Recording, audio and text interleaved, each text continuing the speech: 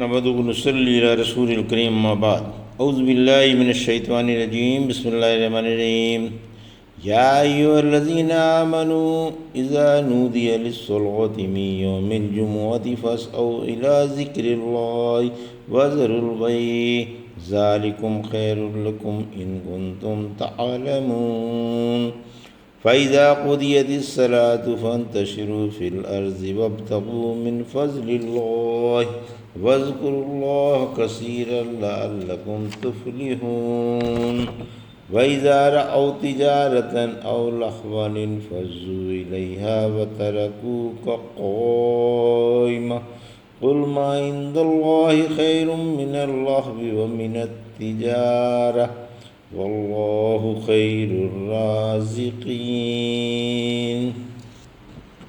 ابھی آپ نے سورہ جمعہ کی آیت 9 سے 11 کی تلاوت سماعت فرمائی۔ اب پیش ہے ان آیتوں کا ترجمہ اور تفسیر۔ یا ایھا الذین آمنوا اذا نودی للصلاۃ من یوم الجمعۃ فاسعوا الی ذکر اللہ وذروا البیع ذالکم خیر لکم ان کنتم تعلمون۔ آیت 9۔ فإذا قضیت الصلاۃ فانتشروا فی الارض وابتغوا من فضل اللہ واذکروا اللہ کثیرا لعلکم تفلحون۔ آیت 10۔ ترجمہ۔ اے ایمان والو، جب جمعے کے دن نماز کے لیے اذان دی جائے تو کام کاج چھوڑ کر اللہ کے ذکر کی طرف آ جاؤ۔ اگر تمہیں سمجھ ہو تو یہ بات تمہارے لیے بہتر ہے۔ پھر جب نماز ہو جائے تو زمین میں پھیل کر اللہ کا فضل ڈھونڈو اور بکثرت اللہ کا ذکر کرو تاکہ تمہیں کامرانی نصیب ہو۔ یہ تھا ترجمہ سورہ جمعہ کی آیت 9 اور 10 کا۔ تفسیر۔ آیت 9۔ جمعے کا بیان۔ جمعہ جمع سے لیا گیا ہے کیونکہ اس دن مسلمان بڑی بڑی مسجدوں میں جمع ہوتے ہیں، اس لیے اس کو جمعہ یعنی جمع کرنے والا دن کہا گیا۔ علاوہ ازیں اس دن مخلوق کی پیدائش تکمیل کو پہنچی۔ 6 دن میں دنیا پیدا کی گئی، چھٹا دن جمعے کا ہے جس میں آدم علیہ السلام پیدا کیے گئے، اسی دن جنت میں بسائے گئے، اسی دن جنت سے نکالے گئے اور اسی دن قیامت آئے گی۔ جمعے میں ایک قبولیت والی ساتھ ہے کہ اس میں جو بھی دعا مانگی جائے گی وہ ضرور قبول ہوگی، جیسا کہ صحیح حدیثوں سے ثابت ہے۔ آپ نے سلمان فارسی رضی اللہ عنہ سے پوچھا، جمعے کا دن کیا ہے؟ بولے اللہ اور اس کا رسول بہتر جانتا ہے۔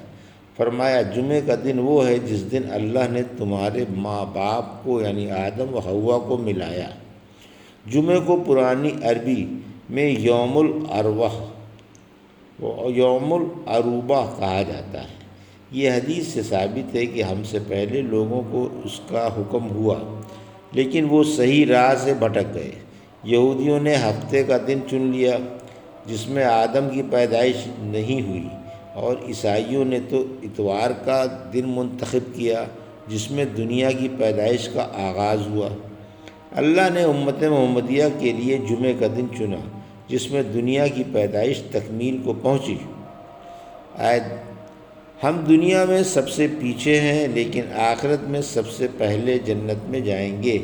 ہاں یہ بات ضرور ہے کہ پہلی قوموں کو ہم سے پہلے کتاب دی گئی، پھر ان کا یہ دن جس کو اللہ نے ان پر فرض کیا تھا نزع والا دن بن گیا۔ اللہ نے ہمیں صحیح بتا دیا اور لوگ اس میں ہمارے تابع ہیں۔ کل والا دن یہودیوں کا ہے اور پرسوں والا دن عیسائیوں کا۔ مسلم کا یہ لفظ ہے کہ پہلی قوموں کو اللہ نے جمعے کے دن سے گمراہ کر دیا۔ یہودیوں کا دن ہفتہ ہو گیا اور عیسائیوں کا اتوار کا دن۔ اللہ اسے ہمارے پاس لے آیا اور ہمیں اس کی رہبری فرمائی۔ گویا 3 دن ہوئے، جمعہ ہمارا، ہفتہ یہودیوں کا اور اتوار عیسائیوں کا۔ اسی طرح یہ لوگ قیامت کے دن ہمارے پیچھے ہوں گے۔ ہم دنیا میں سب سے پیچھے آئے اور قیامت کے دن سب سے پہلے فیصلہ ہمارا ہوگا۔ نماز جمعہ کی تیاری کا حکم۔ اللہ نے مسلمانوں کو جمعے کے دن اپنی عبادت کے لیے جمع ہونے کا حکم فرمایا کہ جب جمعے کی اذان سنو تو کاروبار چھوڑ چھاڑ کر اللہ کے ذکر کی طرف آ جاؤ۔ یہاں صحیح سے مراد دوڑنا نہیں بلکہ قصد کرنا اور خاص اہتمام سے تیاری کرنا مراد ہے۔ سورہ اسراء کی آیت 19 سے فرمایا یعنی جس نے آخرت کا ارادہ کیا اور اس کی تیاری کی اور ہے بھی ایمان والا۔ رحمت عالم صلی اللہ علیہ وسلم نے فرمایا جب تکبیر سن لو تو نماز کے لیے پورے سکون سے چل کر آؤ، بھاگ کر نہ آؤ۔ جو نماز پالو اسے پڑھ لو اور جو باقی رہ جائے وہ پوری کر لو۔ ابو قتادہ رضی اللہ عنہ کہتے ہیں ایک دفعہ ہم نبی کریم صلی اللہ علیہ وسلم کے ساتھ نماز پڑھ رہے تھے، اتنے میں آپ نے لوگوں کا شور غل سنا، فارغ ہو کر پوچھا کیا بات تھی؟ بولے نماز کے لیے جلدی کر رہے تھے۔ فرمایا ایسا نہ کرو، جب نماز کے لیے آؤ تو پورے سکون سے چل کر آؤ، جو پالو اسے پڑھ لو اور جو جاتی رہے وہ پوری کر لو۔ جمعے کی فضیلت، جس نے جمعے کے دن خود بھی غسل کیا اور غسل کرایا بھی، سویرے لے بھی گیا، خود بھی گیا اور چل کر گیا، سوار ہو کر نہیں گیا، امام کے قریب بیٹھا، خطبہ سنا اور کوئی لغو فعل نہیں کیا تو اسے ہر قدم کے بدلے سال بھر کے روزوں اور شب بیداری کا ثواب ملے گا۔ جس نے غسل ناپاکی کی طرح جمعے کا غسل کیا اور پہلی ساعت میں مسجد میں پہنچ گیا، گویا اس نے اونٹ کی قربانی کی۔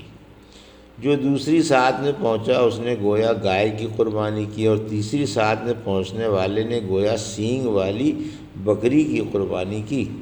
چوتھی ساعت میں پہنچنے والے نے گویا مرغی کا صدقہ کیا، پانچویں ساعت میں پہنچنے والے نے گویا انڈا صدقہ کیا۔ پھر جب امام ممبر پر آ جائے تو فرشتے خطبہ سننے کے لیے آ جاتے ہیں اور رجسٹر طے کر کے رکھ دیتے ہیں۔ اب آنے والے کو آنے کا کوئی ثواب نہیں۔ جمعے کے دن مسلمان کو مقدور بھر اچھے کپڑے پہننا، خوشبو لگانا، مسواک کرنا، صفائی کے ساتھ آنا اور صاف ستھرا رہنا مستحب ہے۔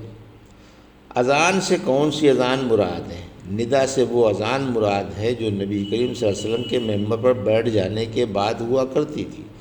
آپ کے سامنے یہی ایک اذان دی جاتی تھی۔ خطبے سے پہلی والی اذان حضرت عثمان رضی اللہ تعالیٰ نے لوگوں کی کثرت کی وجہ سے مقرر فرمائی تھی۔ صائب بن یزید رضی اللہ تعالیٰ کہتے ہیں جمعے کے دن پہلی اذان اس وقت دی جاتی تھی جب امام ممبر پر بیٹھ جاتا تھا۔ رسول اللہ صلی اللہ علیہ وسلم کے زمانے میں، حضرت ابوبکر کے زمانے میں اور حضرت عمر رضی اللہ عنہ کے زمانے میں یہی دستور تھا۔ حضرت عثمان رضی اللہ عنہ کے زمانے میں ایک زمانے کے بعد جب لوگوں کی کثرت ہو گئی تو انہوں نے خطبے سے پہلے ایک اذان اور بڑھا دی جو زورآ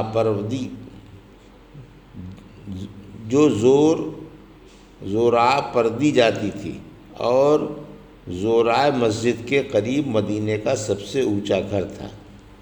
نماز جمعہ کس پر واجب ہے؟ جمعے میں حاضر ہونا آزاد مردوں پر واجب ہے، غلاموں، عورتوں اور بچوں پر نہیں۔ مسافر، بیمار اور تیماردار معذور ہیں یا جو ان جیسے عذر والے ہوں۔ جمعے کی اذان کے بعد خرید و فروخت حرام ہے۔ پھر فرمایا کہ جمعے کی اذان سنتے ہی کاروبار چھوڑ دو۔ اسی وجہ سے علماء کا اتفاق ہے کہ خطبے کی اذان کے بعد بیع حرام ہے۔ پھر فرمایا کہ تمہارا اذان کے بعد لین دین چھوڑ دینا اور ذکر اللہ کی طرف متوجہ ہو جانا دین و دنیا کی سعادت کا سبب ہے، بشرط یہ کہ تم سمجھدار ہو۔ آیت 10، نماز جمعے سے فارغ ہو کر کاروبار میں لگ جانے کی رخصت، یعنی جمعے کی نماز سے فارغ ہو کر روزی ڈھونڈنا حلال ہے۔ چونکہ اذان کے بعد خرید و فروخت کو حرام فرما دیا تھا، اس لیے نماز سے فارغ ہو کر کاروبار میں لگ جانے کی رخصت عطا فرمائی۔ عراق بن مالک جمعے کی نماز سے فارغ ہو کر مسجد کے دروازے پر کھڑے ہو کر یہ دعا پڑھتے تھے، اے اللہ میں تیری پکار پر حاضر ہوا، تیرا فریضہ ادا کیا اور تیرے حکم کے مطابق روزی کی تلاش میں نکل آیا۔ اب تو مجھے اپنے فضل سے روزی عطا فرما کیونکہ تو بہترین روزی رساں ہے۔ پھر فرمایا کاروبار میں مشغول ہو کر بھی اللہ کو کثرت سے یاد کرتے رہو، ذکر اللہ سے زبان تر رکھو، دنیوی فائدے کی دھن میں اخروی فائدہ نہ بھلاؤ۔ دنیا تمہیں آخرت سے غافل نہ کرنے پائے۔ اسی لیے حدیث میں آیا ہے جس نے کسی بازار میں داخل ہو کر یہ دعا پڑھی، لا الہ الا اللہ وحدہ لا شریک لہ لہ الملک و لہ الحمد وہو علی کل شیء قدیر، اللہ اس کے لیے 1,00,000 نیکیاں لکھ لے گا اور اس سے 1,00,000 برائیاں مٹا دے گا۔ وَإِذَا رَأَوْا تِجَارَةً أَوْ لَهْوًا انفَضُّوا إِلَيْهَا وَتَرَكُوكَ قَائِمًا قُلْ مَا عِندَ اللَّهِ خَيْرٌ مِّنَ اللَّهْوِ وَمِنَ التِّجَارَةِ وَاللَّهُ خَيْرُ الرَّازِقِينَ۔ آیت 11 ترجمہ۔ اور جب یہ کسی سودے کو یا تماشے کو دیکھ لیتے ہیں تو اس کی طرف جا کر جمع ہو جاتے ہیں اور آپ کو کھڑا ہوا چھوڑ جاتے ہیں۔ فرما دیجئے جو کچھ اللہ کے پاس ہے وہ اس تماشے سے اور اس سودے سے بہتر ہے، اور اللہ بہترین روزی دینے والا ہے۔ یہ تھا ترجمہ آیت 11 کا۔ تفسیر۔ خطبے کے وقت کہیں نہیں جانا چاہیے۔ ایک دفعہ مدینے میں جمعے کے عین خطبے کے وقت تجارتی مال آیا۔ بعض لوگ یہ مال خریدنے کی غرض سے خطبہ سنتے سنتے آپ کو ممبر پر کھڑا ہوا چھوڑ کر چل دیے۔ اللہ انہی لوگوں پر عتاب فرما رہا ہے کہ جب وہ تجارتی مال یا تماشا دیکھتے ہیں تو آپ کو ممبر پر خطبہ دیتے ہوئے چھوڑ کر چل دیتے ہیں۔ یہ مال اسلام لانے سے پہلے وہیہ بن خلیفہ لایا تھا۔ اس کے پاس ایک نقارہ تھا، جیسے ہی اس نے نقارہ بجایا لوگ اس کی طرف چل دیے اور آپ کو ممبر پر خطبہ دیتے ہوئے چھوڑ گئے۔ تھوڑے سے صحابی باقی رہ گئے۔ جابر بن عبداللہ کہتے ہیں کہ ایک دفعہ تجارتی قافلہ مدینہ آیا۔ رسول اللہ صلی اللہ علیہ وسلم خطبہ دے رہے تھے، لوگ آپ کے پاس سے اٹھ کر چلے گئے، صرف 12 آدمی رہ گئے۔ چنانچہ اس پر یہ آیت اتری۔ آپ نے فرمایا، اللہ کی قسم اگر تم بھی اس قافلے کی طرف روانہ ہو جاتے اور میرے پاس ایک بھی نہ رہتا تو یہ وادی آگ سے بھڑک اٹھتی۔ تب یہ آیت اتری۔ ان باقی رہنے والوں میں صدیق، فاروق رضی اللہ تعالیٰ بھی تھے۔ ترکو کا قائمہ میں کھڑے ہو کر خطبہ دینے کا ثبوت ہے۔ نبی صلی اللہ علیہ وسلم کے 2 خطبے ہوتے تھے اور دونوں کے درمیان بیٹھ جاتے تھے، قرآن پڑھتے تھے اور لوگوں کو نصیحت فرماتے تھے۔ پھر فرمایا کہ آپ کہہ دیں کہ آخرت میں اللہ کے پاس جو ثواب ہے وہ تمہارے اس تماشے اور تجارتی مال سے بہتر ہے۔ اللہ اسے بہترین روزی پہنچاتا ہے جو اس پر توکل رکھے اور وقت پر روزی ڈھونڈے۔ الحمدللہ سورہ جمعہ کی تفسیر مکمل ہوئی۔ اللہ پاک قبول فرمائے، آمین۔ یہ تھا سورہ جمعہ کی آیت 9 سے 11 کا ترجمہ اور تفسیر جو بھی آپ نے سماعت فرمائی۔ بارک اللہ لی و لکم فی القرآن و نفعنی وایاکم بآیات الذکر الحکیم۔